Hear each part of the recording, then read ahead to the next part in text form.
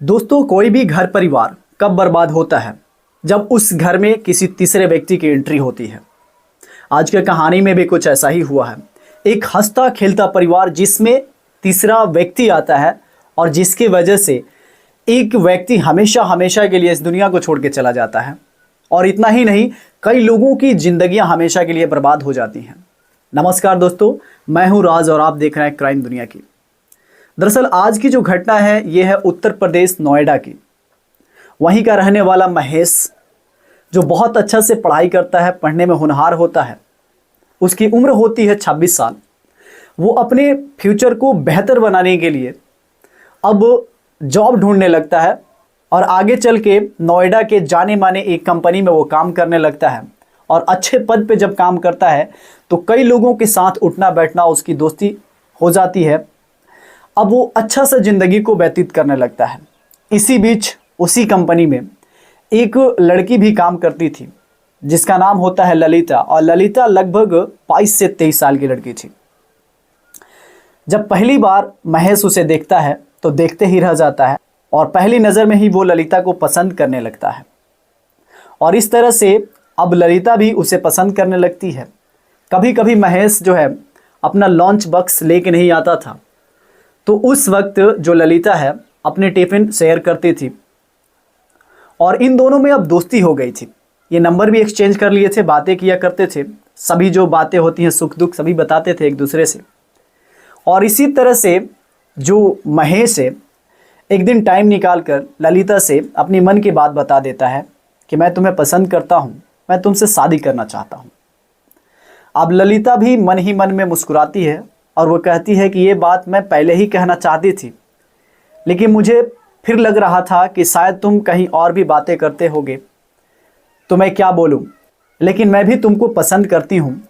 बाद में ये दोनों बातें करने लगते हैं और बातें करके दोस्ती या फिर ये आपस में संबंध भी बनाने लगते हैं। फिर ये सोचते हैं कि ये गलत है, फिर अपने माता पिता से दोनों बात करते हैं। महेश अपने माँ बाप से, ललिता भी अपने माता पिता से बात करती है। दोनों बात करके सहमति के साथ दोनों शादी करते हैं। घर वाले भी बहुत अच्छा से सपोर्ट करते हैं। शादी करने के बाद जो महेश होता है वो नोएडा में ही रह जाता है। अब इसी तरह से दिन गुजरने लगते हैं। पैसा बहुत अच्छा कमाता था महेश, तो इसकी जो पत्नी थी ललिता सभी चीज़ों को खरीद लेती थी। जो भी इसकी डिमांड थी महेश पूरा कर देता था। लेकिन करीब 3 से 4 साल जब बीत जाते हैं तब अचानक जो महेश है उसकी तबीयत खराब होने लगती है। जब तबीयत कुछ ज़्यादा ही खराब होने लगती है तो जो ललिता होती है वो कहती है कि तुम एक काम करो, ऐसे दवाइयाँ मत खाओ, तुम सबसे पहले अपना चेकअप करा लो, क्या पता तुम्हें क्या हुआ हो, बार बार दवाई खाते हो फिर बीमार पड़ जाते हो, ठीक होकर फिर बीमार पड़ते हो। जो महेश वो कहता है कि तुम सही कह रही हो। फिर ये डॉक्टर के पास पहुँचता है। डॉक्टर बोलता है कि तुम जाओ अपना चेकअप करवाओ।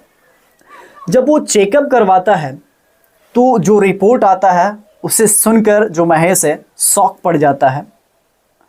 बहुत चौंकाने वाला रिपोर्ट था। दरअसल रिपोर्ट में था कि जो महेश है उसके पेट। अब इस बात को सुनकर महेश काफ़ी दुखी होता है।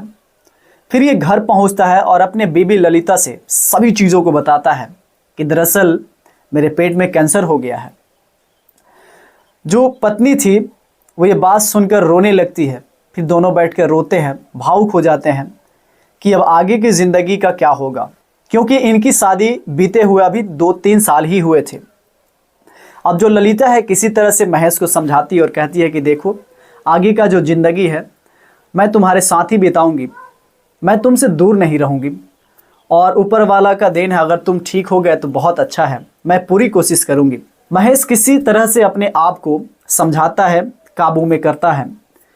फिर महेश घर पे ही रहने लगता है। उसके दिन पर दिन तबीयत बहुत ज़्यादा ख़राब होते जा रही थी।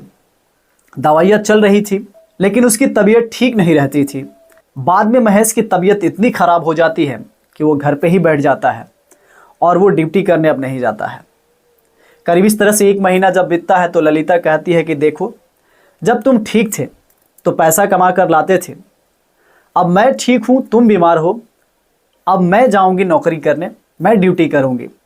और ललिता की ये बात सुनकर जो महेश होता है उसकी आंखों में आंसू आ जाता है। फिर क्या, ललिता जो है वो ड्यूटी करने लगती है, उसी कंपनी में जाके ललिता काम करने लगती है। अब इस तरह से दिन बीतने लगते हैं। ललिता जिन पैसों को लाती वो सारा पैसा महेश में लगा देती।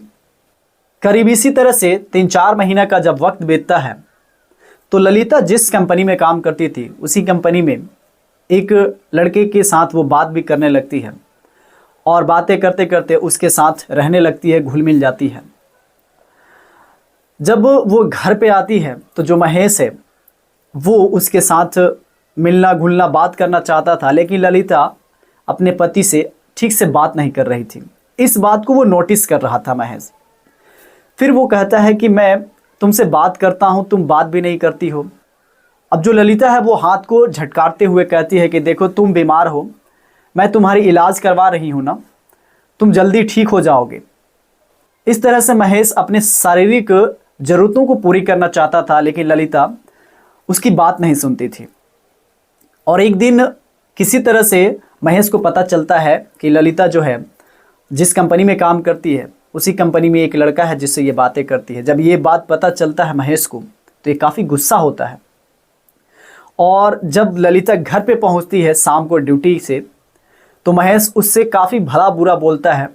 वो बीमार था और अब इसी तरह से हर रोज़ वो ललिता जब ड्यूटी से घर आती तो महेश उससे बोलता। अब इन दोनों में तनाव होने लगता है और तनाव एक दिन इतना बढ़ जाता है कि ललिता सभी कामों को छोड़कर, ड्यूटी को छोड़कर अपने मायके चली जाती है।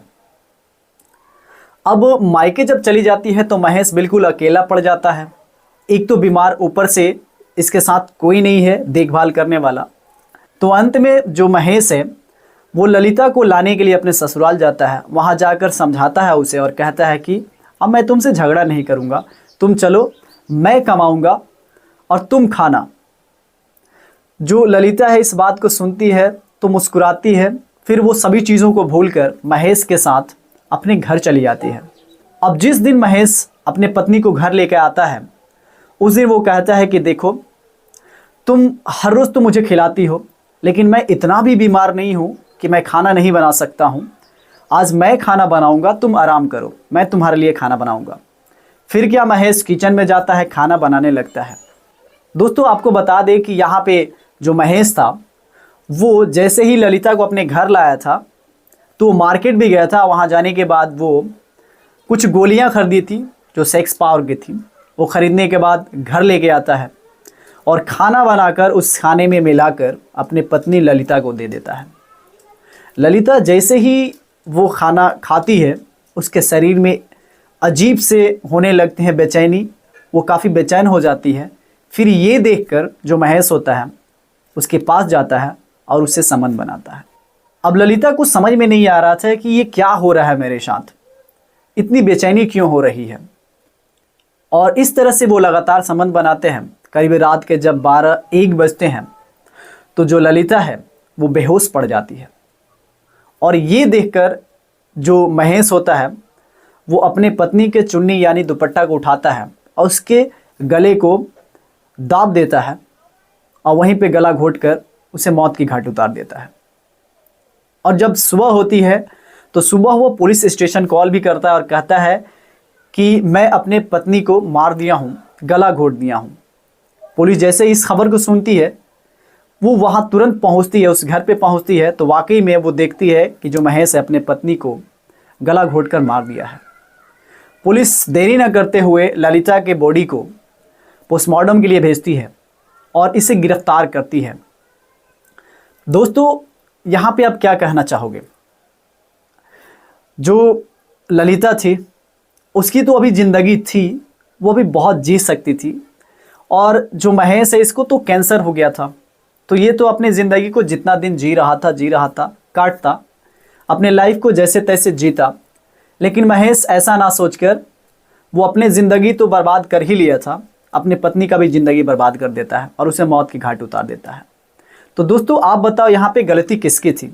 और इसकी पत्नी भी भली नहीं थी, वो भी किसी और के साथ रहती थी और ये जानकर महेश को बहुत दुख होता है और वो इस तरह से कदम उठाता है। तो दोस्तों आप बताओ इसमें गलती किसकी थी, महेश की या उसकी पत्नी ललिता की? दोस्तों इस घटनाक्रम को सुनाने का उद्देश्य बस आपको अवेयर करना है, जागरूक करना है। आप जहां भी रहें हंसते रहें, मुस्कुराते रहें। मिलते हैं नेक्स्ट वीडियो में एक नए कहानी के साथ। तब तक के लिए जय हिंद, जय भारत।